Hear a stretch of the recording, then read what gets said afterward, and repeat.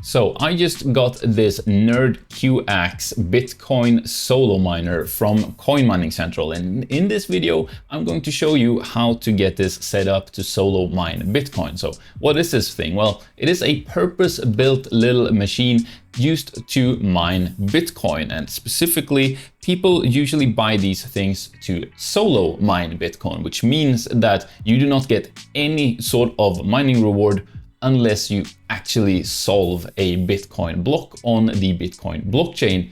If you do, then you actually take home the full block reward, which currently is 3.125 Bitcoin, worth, well, somewhere over $350,000 at today's coin price. And if this all sounds a little bit familiar, it is because I actually recently made a video on this little device, the Bitaxe, which if you compare these two, I think that can kind of give you a hint of what is going on here. But well, essentially, this is exactly the same thing as this, just bigger, badder, and better. So yeah, we're gonna be showing you how to get this set up to solo mine Bitcoin in this video, but we're also going to be comparing it to the little Bitaxe here. So I guess without further ado, let's get into unboxing this thing. Although I already have it unboxed. Wait. All right, so I got the box with the NerdQaxe here. So let's just open it up and see what's inside. Starting with, I can already see, I'm gonna put this down and I'm just gonna take everything out one thing at a time here. To start, we seem to be getting a just regular plug for the power supply, which I do believe there is also when you purchase this from Coin Mining Central, at the very least, a power supply included, which I am guessing is what this is. Ooh, goodness. Yes, so here we go. Here is the power brick that is included with it. Regular old power brick with the C13 there, which means you, well, it did come with an included cable for me, although this is the EU cable. I don't know if, depending on where you order it from, they'll send you the correct plug, but also, hey, these cables are plentiful, so you could just get a C13 to whatever plug you have wherever in the world you are, if needs be. But it does come with the power supply, which is great to see. It also does come with a stand, and that is very important, and we'll see why in just a little bit. I'm also assuming that these little screws and the little Allen key here that it comes with, I don't know if my camera will focus on this, but there you go. Little screws would be to fasten the miner to this stand here. Now, obviously, that's all the boring stuff out of the way, because what we really want to be having a look at is what's in this little box, which is the last thing in the big box here. So let's just open this up together. I don't know, I'm hoping my camera is focusing on the actual box here. Oh, well, that was anticlimactic. Try again. There we go. Is that in focus? Well, it's the miner. I mean, you assumed as much. You've already seen it in the intro for this video. Let me just rip it out of there and hold it up to the camera a little bit closer. There you go. That is our NerdQaxe. So let's get this set up, shall we? Ooh, actually, let me do this. Let me do this for you guys. There you go. Is that satisfying? Was it in focus? I guess we'll find out. All right, so I'm just attaching the stand to the thing here, and it is incredibly simple. You can see it has these little bolts here, I guess, which actually are threaded, which means the stand just sits on top of the thing like this, and then these little bolts screw in to each of these little holes here using the provided Allen key. So easy peasy. I'm just gonna do that real quick and then we'll check back in. All right, so that is all done. And I was actually expecting this to just be some kind of cheap, 3D printed stand, but this is actually like solid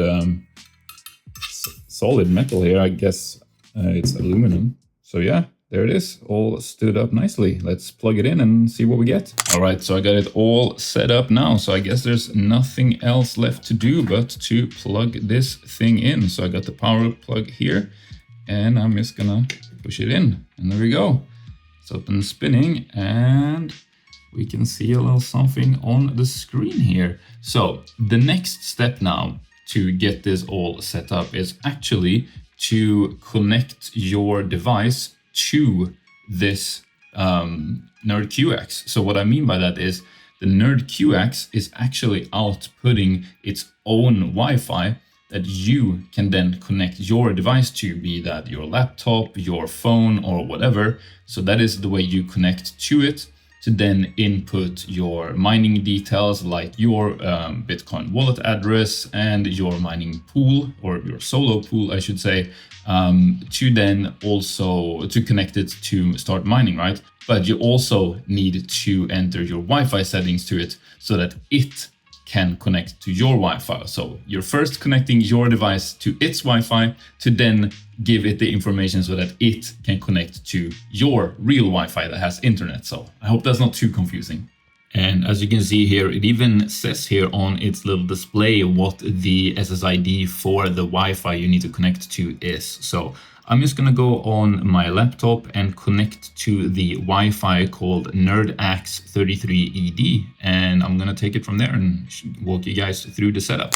All right, so for some reason my laptop didn't want to connect to this Wi-Fi, but it works fine on my phone, so I don't know what's going on there. But what I'll do is I'll just show you the very first step of the setup on my phone here, and then we'll continue on my laptop after that. So as soon as you connect to the NerdQaxe Wi-Fi on your device, it brings up a little page like this with all of the settings you can enter. And I'm just going to go through and do the very first step, which is just to connect your NerdQaxe to your actual real Wi-Fi network. So I'm doing that by just clicking the little hamburger menu at the top left there. And then after that, I'm just going to click on settings. And in the Wi-Fi SSID and Wi-Fi password fields over here, I'm just going to fill in the SSID and password for my Wi-Fi. And what then will happen is the NerdQaxe will actually connect to Wi-Fi and connect to the internet. And then we can take it from there and do the rest of the setup. So I've filled all of that in, and then I'm just hitting save. And then I'm hitting restart. And then the miner here actually did restart and is now, I guess, trying to connect to the internet. But our main thing that we want to be looking at here is this IP number that's right at the top of the little display there. What I'm gonna do is, on a device that's connected to the same Wi-Fi as this NerdQaxe, I'm just going to enter that IP address into my web browser's address field, and it will bring up the same menu that we were just fiddling with to let me enter the rest of all of these settings that I want to enter. All right, so I've done that now, and I'm on my laptop, and this is what that brings up when you enter that IP address. It gives you that same menu and dashboard that we saw on the phone earlier. And essentially now all I really want to do is enter my solo mining settings into the NerdQaxe here. So that includes the address for the solo pool and the port number, as well as my Bitcoin wallet address. That really is all that you need for this. You can see, it comes preloaded with, I guess, the manufacturer's Bitcoin wallet address and the solo pool of their choice, which does mean it does start mining when you first plug it in. But that's also then, I guess, a good way to check that it actually is working. And we can see it is slowly ramping up in hash rate here. So that's looking all good. Now, all we really need to do is just click the little settings button here, and then fill in our solo pool address here, the port number here, and our own Bitcoin wallet address here, followed by a period, and then the device name if you want it to show up under a specific device name on the solo pool dashboard. And I'm going to be using ckpool for this. So you just go to solo.ckpool.org. There are other solo Bitcoin mining pools. This is the one that I like using. So I'm just going to go and copy this address here, and I'm going to paste that in there. We can see that the port number is just 4 threes. So that's already what was input here, so I don't need to do anything. Then off camera, I'm going to actually enter my own Bitcoin wallet address here, and then I'm going to name this maybe Seb's NerdQaxe. How about that? And then the Stratum password usually is just nothing or just a singular X. So I'm just going to put that. I believe it says here, yeah, password ignored, just a singular lowercase x. And that is really all that you need to do.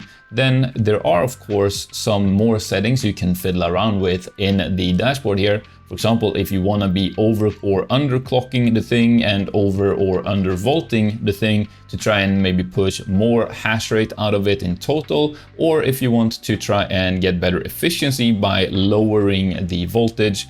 All of that stuff you're doing at your own risks, and I'm not even gonna be kind of delving into that in this video here. But for now, I'm happy with all of this, so I'm just going to hit save. And then as it's saved, I'm now also going to hit restart. So I figured while this thing gets up and running on this new solo pool, let's just have a little look at the stats for the thing and also compare it to the Bitaxe that you saw me set up in a previous video. So I have them both up on Coin Mining Central here. You can see the Bitaxe goes for around $170 before the little discount code that we'll get to in just a little bit. And the NerdQaxe goes for $446 before that same discount code on Coin Mining Central, which is where I did get this from and who are also sponsoring this video. So I do want to bring up here just some sort of basic statistics here, which is if we first just look at the actual hash rate here, you're getting about let's call it 1.2 terahash for the Bitaxe at around 15 to 17 watts of power. And for the NerdQaxe, you're getting pretty much exactly 4 times as much with 4.8 terahash at just a little bit more than 4 times the wattage there at 72 watts of power. So for all intents and purposes, they are on par in terms of efficiency, as in, you know, how many terahashes per watt of power use do you get? Kind of no matter how you look at it in terms of just performance, the NerdQaxe essentially is just the same as 4 Bitaxes. It gives you 4 times the hash rate for about 4 times the amount of power usage. Only difference there is that it's actually not 4 times as expensive, because 4 times as expensive would be around $600, but it's only just under $450. Now, I did mention a little discount code here, which is if you do want to get either of these two, Coin Mining Central did actually provide a discount code for you guys, which is just SEB Solo. It knocks $13.50 off of the price, bringing the NerdQaxe down to $433. So hey, that's pretty cool. Of course, I would say go check out my previous video on the Bitaxe before purchasing anything, just to get a better understanding of how the whole solo mining thing actually works and all of that, and also to get a good impression of kind of how the Bitaxe stacks up against this NerdQaxe. I'll have that Bitaxe video, as I said, linked down in the video description. And it's now been up and mining for about 10 minutes or so, a little bit over 10 minutes. And if we look at the dashboard here, we can see that it is slowly getting up to that 4.8 terahash or so. It's a little bit below, but then again, that may just be down to Silicon Lottery, or it had a couple of rejected shares here that it sent early on, which could, you know, be what kind of caused that little lowering of the hash rate and so on. But we can see it's kind of settling around 4.5, a little over 4.5 terahash here, which isn't too bad. I'm sure I could push it up to 4.8 if I were to like overclock it a little bit, if I really wanted that extra 300 gigahash of hash rate. But I thought, let's also look it up to see if it's actually arrived on the pool dashboard. So all I need to do is go to the CK Pool website here, and then just enter the wallet address here, which is actually the manufacturer's wallet address, because I didn't want to put my own in for the video. So here we can see it looks a little complicated, but it's I'll walk you through it. So each of these little section here is the one of the miners connected to this address. And we can see there's probably a lot of people just setting up their miners here, as there are quite a few addresses, or I should say devices connected to this specific wallet address. But if we do scroll down here, we can see that my little 𝗬𝗏's NerdQaxe has connected and is mining to this wallet address now. So now all I would need to do is come back to the dashboard here.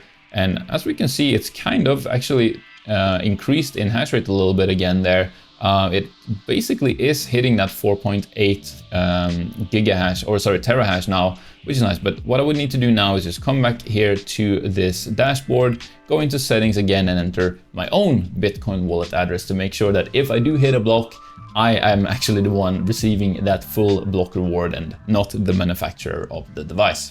But I figured before we wrap this video up, let's just have a look at what the actual chance of hitting a Bitcoin block with these two different devices actually is. After a quick word from Coin Mining Central, who sponsored this video. My personal strategy in mining is to have a diverse farm. A big part of that is having ASIC miners for multiple different algorithms. Not only does that mean less risk, as you're not putting all eggs in one basket, but you're also exposed to the profitability of multiple different coins, which could be very advantageous. And with that in mind, there are currently two miners in particular that I'm interested in. The first one is the new at-home Dogecoin miner from 𝗬𝗏. Dogecoin miners are always on my radar, as they let you merge mine multiple coins at the same time without using extra power, with more mining rewards coming from new coins being added regularly. And the 𝗬𝗏 actually offers top-tier mining efficiency while still being home mining friendly, as it's silent and runs on both 120 and 240 volt power. And the same goes for the second miner I'm currently interested in, which is, well, either the AE1 Lite or the AE0 from iServer. They both also have top-tier mining efficiency while still being home mining friendly, but they mine 𝗬𝗓𝗓, which is a smaller coin with a smaller network. And I love getting smaller miners for coins like that in order to diversify my farm, especially when they offer excellent performance like these ones do. But where can you get these miners from?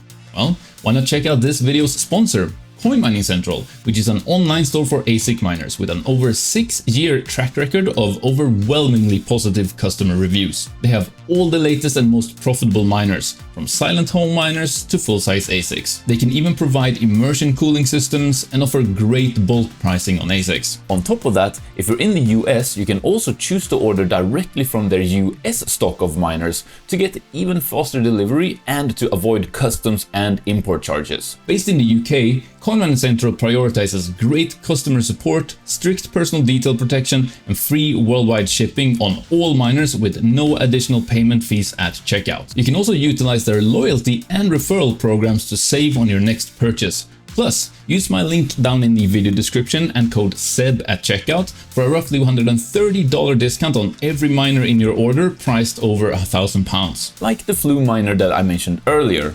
Or if you want to get a discount on the iServer AE1 Lite or AE0, you can use the code 𝗬𝗏𝗓𝗓 instead. So if you've been wanting to get some ASIC miners, check out that link below together with the code to save on your purchase. So I am on the website solochance.com, which just lets you enter the hash rate for your Bitcoin mining equipment, and then it spits out the statistics of, for the likelihoods of you actually hitting a block with that. So I figured let's just start with, the little Bitaxe here, which does have, let's call it 1.2 terahash of hash rate.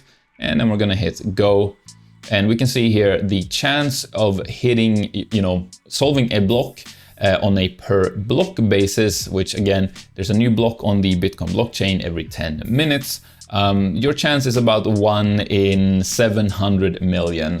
Or per day, it's about 1 in 5 million, or the time estimate. And this is where people always seem to get confused. So 1 block per roughly 14,000 years. Now, that does not mean that you're gonna have to be mining with this thing for 14,000 years and then you will hit a block. What it means is that statistically, on average, you should hit a block once in every 14,000 year period. Now, I understand that that's a little complicated to wrap your head around because statistics and the math of that whole thing is kind of, you know, confusing. And it all does come out to just luck in the end anyway, where, you know, you could turn one of these little things on and hit 2 blocks within half an hour. And, you know, that just meant you essentially beat the, you know, statistical averages for how, you know, often and soon you should hit a block with one of those things. Or, you know, on the flip side, you could turn it on and mine for not 14,000 years, but 14 million years and still not hit a block. Because in the end, as I said, it does just come down to luck. Now, let's look at the NerdQaxe instead, which, I mean, that math is pretty simple. It's 4 times the hash rate, so you'll be 4 times as likely to hit a block essentially. So per block, it's 1 in 183 million chance. Per day, 1 in about a million chance, 1.25 million chance. And the time estimate is about 3,500 years. So within any 3,500 years, you should statistically have hit at least 1 block at some point during that time period. But that's it. Please give the video a thumbs up and let me know down in the comments if you're interested in solo mining or if you already are solo mining, and in that case, what you are using for Bitcoin solo mining, or if you want to get into it, what you would go for. Would you go for the NerdQaxe that we looked at in this video? Would you go for the Bitaxe or any of the other available solo miners? And over here on the screen, YouTube has put a video that they think you will really like, but down here, I've put a video that I think you'll really like. So I'll see you in one of those videos. Thank you for watching.